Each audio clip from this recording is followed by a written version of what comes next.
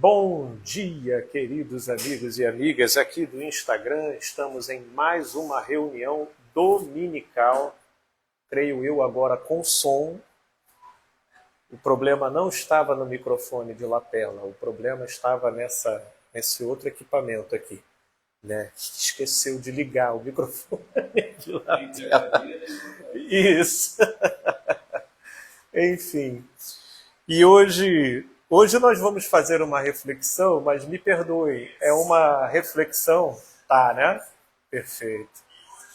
Hoje já tivemos aqui a comprovação de que o áudio está saindo. E hoje vai ser uma reflexão que eu vou complementar com um vídeo que eu vou compartilhar aqui com quem esteve presente. É um recurso que eu não consigo aplicar aqui online, via live aqui no Instagram. Mas eu creio que no todo a mensagem vai poder ser entendida. Mas antes da gente passar o vídeo, eu queria fazer aqui uma breve introdução. E eu vou começar a leitura de um texto que sempre me chamou muito a atenção. Por quê? Porque há uma tendência, no geral, na maneira da gente lidar com a Bíblia, com o Evangelho e com Jesus, que é criando um distanciamento entre nós e Jesus. É claro que, de um certo ponto de vista, existe esse distanciamento. Só que a constatação desse distanciamento ela é movida por uma perspectiva que eu quero aqui relativizar. Porque o modo como esse distanciamento é feito, ele é feito num aspecto muito resignado e que dá conta de, por conseguinte, justificar aquelas idiosincrasias do nosso comportamento e que contribuem para o nosso próprio mal. Mas pelo modo como nós nos acostumamos e nos familiarizamos com essas tendências e esses comportamentos, então, inconscientemente ou convenientemente, a gente se utiliza do recurso desse distanciamento de Jesus para poder explicar e justificar o porquê que nós somos assim. Porque se, por exemplo, você de repente se depara com um modo diferente de Jesus agir em relação ao seu, eu já ouvi muitas vezes pessoas virar, mas Jesus é Jesus. Eu não sou Jesus, Jesus era Deus. Né? Jesus era quem já não ouviu falar. Jesus era Deus, eu não sou Deus.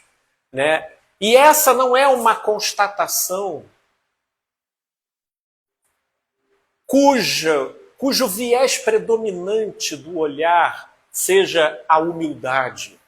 Porque a humildade também leva a gente a ver uma superioridade singular em Jesus. Mas essa constatação da humildade, de ver em Jesus uma superioridade singular, por que singular? Estou usando essa palavra de propósito. Porque é única, porque diz respeito a Ele. Mas nós estamos aqui diante de um paradoxo. Por que diante de um paradoxo? Porque a gente não vai responder isso no nível ou é isso ou é aquilo. Porque é ambos. Ao mesmo tempo que Jesus ele tem essa singularidade de superioridade, ele deixou um caminho para que a gente se tornasse um com ele. Um com ele. E aí aqui começam os desafios disso tudo. Porque, por exemplo, nós temos aqui mulheres. E aí a mulher, ela pensaria, como que eu vou me fazer um com Jesus se Jesus era homem e eu sou mulher? E é aqui que abro um parênteses, recai uma crítica contundente da minha parte para esses movimentos da maçonaria que eu vejo aí, como, por exemplo, Red Pill, ou esse que é mais para o lado gospel, chamado Legendários, que eu não sei se vocês já viram, né? Que é uma trupe aí de homens que sobe uma montanha a um preço módico aí de uns reaisinhos bem puxados para ter ali uma experiência de transformação. E cada legendário ele é identificado por um número. E na filosofia do movimento, o legendário número 1 é Jesus. Mas, ao meu ver, onde está a distorção nisso? Porque para Jesus ser legendário desse movimento, Jesus não pode ser o Cristo eterno de Deus. Jesus tem que ser o homem histórico que visitou esse mundo. E isso limita muito Jesus. Inclusive ao ponto de, do ponto de vista histórico e psicológico, mulheres terem dificuldade de olhar para Jesus e pensar, cara, como que ele será luz para mim? Se ele, sendo homem, ele não contempla as demandas do meu gênero, da singularidade do meu gênero. Evangelho de João, capítulo 6, quando Jesus, falando com os seus discípulos, ele disse, eu sou o pão que desceu do céu, o pão vivo de Deus que desceu do céu. Aquele que não comer a minha carne, não beber o meu sangue, não terá parte comigo. E os ouvintes, interpretando Jesus literalmente, ficaram escandalizados porque pensaram que Jesus estava fazendo defesa à antropofagia. Achavam que Jesus estava falando que era para comer ele mesmo. E aí, no final, depois de ter tido uma debandada de ouvintes, ficaram só os discípulos deles, e inclusive Pedro, que era o porta-voz ali que mais tinha coragem de se manifestar, para dizer, duras foram tuas palavras, mestre. E aí Jesus vira para Pedro e diz, é o Espírito que vivifica. A carne para nada presta, as palavras que eu vos tenho dito são espírito e vida. Portanto, o desafio de todo aquele que quiser tomar Jesus como a luz dos homens, tem que ser identificar o espírito em Jesus. O espiritual em Jesus. Porque senão a gente torna Jesus um exemplo de ser homem, mas fica deficitário para as mulheres, fica deficitário, inclusive, para uma série de usos e costumes e culturas que eram próprias para a época de Jesus, mas já não fazem mais sentido e não são pertinentes para as demandas da cultura e da civilização do tempo presente. Agora, o espírito não. O espírito se reatualiza geração após geração. Ele tem o potencial de encontrar pertinência e aplicabilidade coerente e efetiva em cada geração e em cada cultura. Só que para isso a gente tem que olhar para Jesus e discernir nele o Cristo eterno de Deus. A gente precisa transcender o gênero da manifestação de Jesus, a roupa que Jesus usava, inclusive a família de onde ele foi nascido e criado. Tudo isso podem trazer elementos parabólicos e metafóricos, mas em si não é nada. A gente precisa capturar o espírito da mensagem. Porque senão a coisa toda se deturpa, ela se desvirtua. E aí, aqui esse trecho que a gente vai ler, no Evangelho de João, no capítulo 17, a oração sacerdotal de Jesus. E aqui ele profere uma palavra que, sinceramente, é a das mais intrigantes, tanto quanto ela descreve o desafio essencial que nós somos convidados a ter nessa nossa experiência espiritual com o Cristo eterno. Porque a religião, ela tem um protocolo comportamental, doutrinário, permeado de liturgias e de ritos, que se você seguir a cartilha, você, pela religião, é considerado cristão e de Jesus. Mas nesse caso, na melhor das hipóteses, você é considerado um seguidor de Jesus. Ah, Felipe, mas não seria um privilégio para a gente sermos considerados seguidores de Jesus?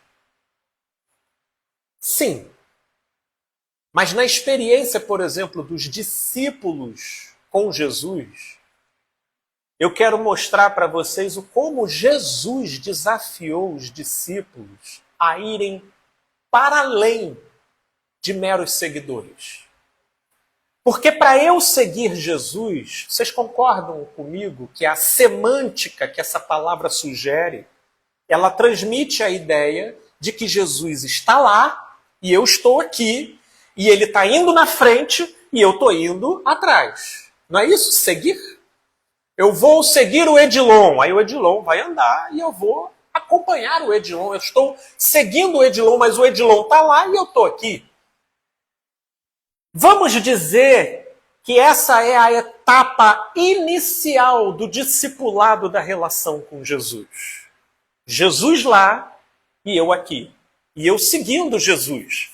Mas, por enquanto, são pessoas distintas. Jesus é Jesus e eu sou eu. Mas a doideira começa na página, no capítulo 2 da coisa. É quando a gente dá um passo além do seguir. E aí, por exemplo, nós vamos começar a ler capítulo 13 do Evangelho de João, capítulo 14. E aí Jesus ele começa a dizer, olha, importa-vos que eu vá. Ele está falando para os discípulos dele. Importa-vos que eu vá, porque se eu não for, o Espírito não virá sobre vós. E tudo o que vai resumir a trajetória de vocês é vocês me seguindo, mas não vocês sendo eu em mim. Consegue entender o nível da doideira da coisa? Porque os discípulos, obviamente, a princípio não entenderam isso e até hoje muita gente não entende. Porque os discípulos, tipo, mas fica assim, a gente quer continuar te seguindo, porque seguir é confortável. Seguir o outro é confortável. Por quê? Por causa daqueles subterfúgios e justificativas que eu estava falando lá no início. Você tropeçou? Ah, mas Jesus é Jesus. Eu sou nascido aqui da minha mãe, apanhei pra caramba, levei pedrada da vida e tudo. Mas Jesus é Jesus.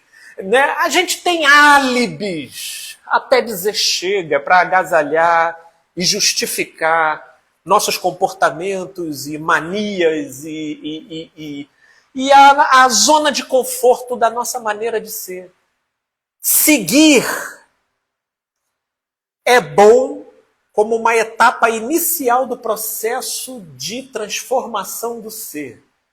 Mas chega um momento que, se essa etapa perdurar indevidamente, o que outrora propiciava o processo inicial de amadurecimento começa a ser a causa do início de um processo de atrofiamento do nosso verdadeiro potencial de ser em Deus. Mas, Felipe, qual é essa próxima etapa? Vamos ler então aqui em João, capítulo 17, a partir do verso 16. Essa próxima etapa ela vai estar transcrita nessa oração. Esse capítulo todo é uma oração de Jesus. E olha o que ele fala. Podemos até pegar o verso 15. Não peço que os tire do mundo. Jesus está orando a Deus. E sim que os guardes do mal. Eles não são do mundo, mas também eu não sou. Santifica-os na verdade. A tua palavra é a verdade. Assim como tu me enviaste ao mundo, eu também os enviei ao mundo. E a favor deles eu me santifico a mim mesmo, para que eles também sejam santificados, sejam influenciados pela verdade, na verdade. Verso 20. Não rogo somente por esses aqui que eu estou orando por eles, aqueles discípulos imediatos que estavam ali na frente de Jesus, mas também por aqueles que vierem a crer em mim. Sou eu e você aqui, 2000 anos depois dessa história. Por aqueles que, verso 20, crer em mim, por intermédio da tua palavra. Verso 21, a fim de que, agora aqui é que está a parte 2 do desafio. Primeiro é seguir. Depois, verso 21, a fim de que todos sejam um. Como és tu, ó Pai, em mim e eu em ti, também sejam eles em nós, para que o mundo creia que tu me enviaste. O Cristo eterno, ele é uma arquetipia que carrega em si elementos de potencialização da nossa melhor versão na vida, independente do nosso gênero, da nossa história e da cultura em que estejamos inseridos. Vou tentar repetir. O Cristo eterno é uma arquetipia que tem o poder de dialogar com o nosso ser, carregando elementos que potencializam a nossa melhor versão de ser na vida. E é quando isso acontece que a gente vai se tornando um com ele. Perceba que aí o objetivo já não é mais seguir. O objetivo passa a ser ser. Ser ele. Conseguem visualizar a natureza da riqueza que nos foi concedida? Não nos foi dado a oportunidade de ser apenas seguidores. Nos foi legado a riqueza de sermos ele, de nos tornarmos ele, de nos fundirmos em essência na nossa maneira de ser, de tal forma que nós nos tornamos ele assim como ele e o Pai eram um.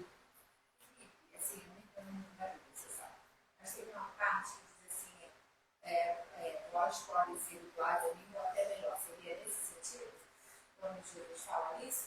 É nesse mesmo evangelho, e Jesus disse, obras iguais às que eu faço, vós fareis maiores do que esta. É nessa esteira.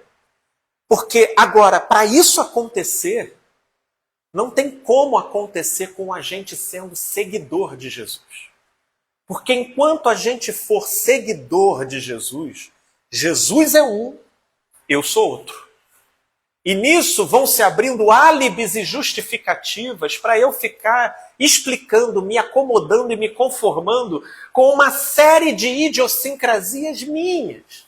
E que, sinceramente, trabalhar nisso, nessa altura do campeonato da vida, não me interessa. Mas Jesus diz, santifica-os na verdade. Lembra? Esse foi inclusive, uma das palavras de Jesus que virou um grande mote. Conhecereis a verdade e a verdade vos libertará. Para a gente se tornar um com Jesus, para a gente sair do patamar de seguidores e nos tornarmos um com Jesus, cara, a gente tem que estar muito aberto para a verdade. Para a verdade. Porque aí vem a grande pergunta, mas qual é a verdade? A verdade é tudo aquilo que, uma vez constatado, produz efeitos reais na sua vida. Reais. Por exemplo, você já constatou que existem certos trejeitos, maneiras e modos no seu jeito de ser que conturbam o seu mundo, geram dificuldades interacionais. Mas, por alguma razão, você achou que, cara, desculpa, eu sou assim. Isso realmente conturba, vira e mexe, geram ruídos, me atrapalha aqui, mas, cara, sinceramente, não estou matando, não estou roubando, não estou cometendo nenhum agravante mais violento. Meu pai sempre foi assim. Mas se você perceber, nós somos exímios forjadores de álibis para tudo.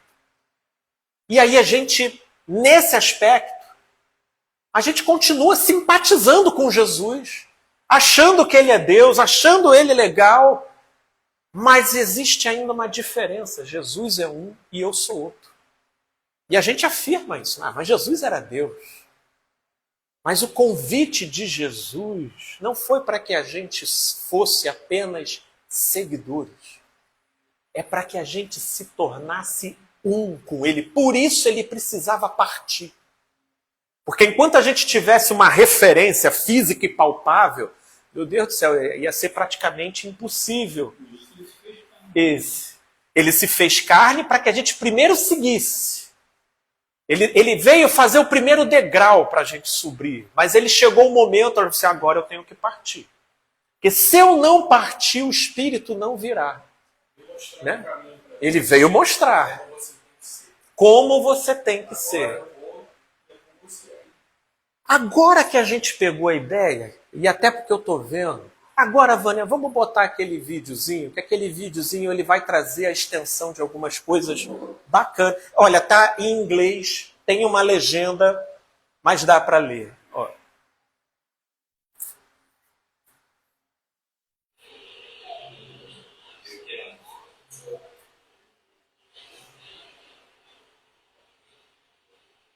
Ele esperou o cara sair com o carro, estava com a seta ligada, mas chegou um outro e enfiou um carro na frente.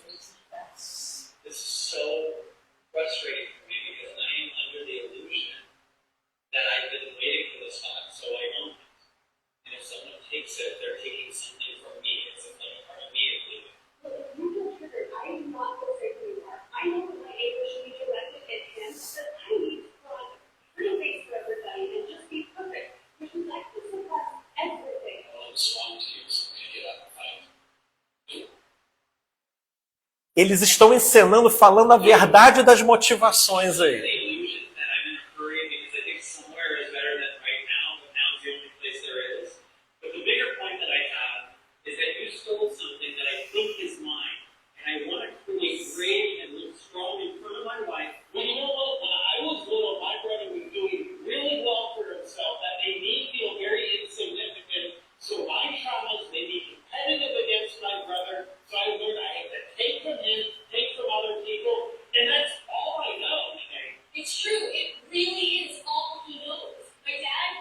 anyway. I basically married my dad. Would you please just be quiet or else I'm going to look the light from you? I have to get back to stillness, and who actually has a point. And I really have to look mentally in while you told me about the house, but I'm too proud. And now with these new realizations, I'm releasing literally the world. Hey, I could easily drive around this whole thing, but I'd rather stay here and stay with you than acknowledge the root of my anger, which is a general chronic feeling of insignificance. And that need for significance is the same reason I drive this big red truck. Well, I have news for you. Even though it's a big red truck, it doesn't change anything. We just see stuff. None of that goes with you when you die. So why would I marry my dad? The reason that you married your dad is because you're trying to change your father by marrying someone who's just like your father. But instead, you could just have someone that's not like your father. And you'd be way happy. I have zero reason to get involved in any capacity. My higher self says, get out of there, you want peace. But my lower self is addicted to trauma. Let's figure it out. Muito bom. Eu já aconteceu isso comigo, cara. O carro saiu, a mulher veio reclamando, eu falei, tá bom, não vi que você estava esperando o cara sair. Eu fui tirando meu carro, aí ela se acalmou, não, deixa eu trabalhar. Mas depois o cara não vê, cara.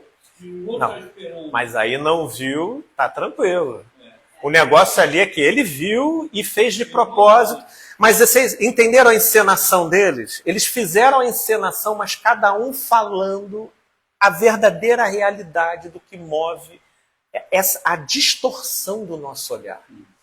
Como que a gente tem uma inimizade e um rancor tão entranhado dentro da gente, que a gente cria relações de expectativas com a realidade, e que se o outro interferir nisso, ele se torna um inimigo da gente. Agressivo. A gente está lutando porque seríamos o quê? Donos de uma vaga de estacionamento? Seria o cara, olha, eu poderia ultrapassar o seu carro, mas não, eu quero passar por aqui. Porque é um absurdo você ficar parado com o carro aqui, conversando aí, então eu quero que você tire o carro daí. Cada um com a sua verdade. Aí nessas horas a gente diz, Jesus era Deus. Eu não sou Jesus. E a gente, isso, eu sou carne. Ele também era carne. E ele mostrou como que é viável viver conectado, sendo um com Deus na carne.